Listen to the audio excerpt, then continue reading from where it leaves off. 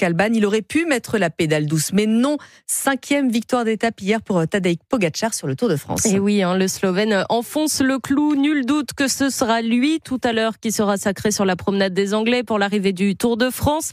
Pour l'ultime étape de la grande boucle, un contre-la-montre entre Monaco et Nice. Bonjour Martin Lange. Bonjour Alban, bonjour à tous. Martin, avec plus de 5 minutes d'avance sur le deuxième, Jonas Vingegaard, Tadej Pogačar va réussir l'exploit du doublé Giro Tour de France cette année. Oui, Tadej Pogačar va remporter son 3e Tour de France ce soir. Impressionnant, depuis 3 semaines, le Slovène a signé hier sa 5e victoire d'étape au sommet du col de la Couilleule.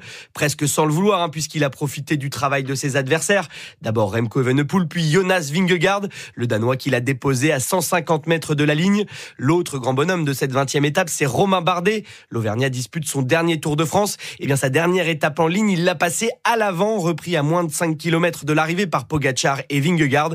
Il n'a pu retenir ses larmes une fois la ligne franchie. On me disait ça te fait quelque chose ce matin, je disais non, je suis là en fait, il y a tout qui remonte. 13 ans de ma vie et voilà, c'est fini. Mais c'est tellement dur, c'est l'histoire de ma carrière, se battre, jamais être le meilleur, mais jamais baisser les bras. Bardet qui aura tout de même réussi sa dernière grande boucle, vainqueur de la première étape, il a porté le maillot jaune entre Cesenatico et Bologne, une première pour lui.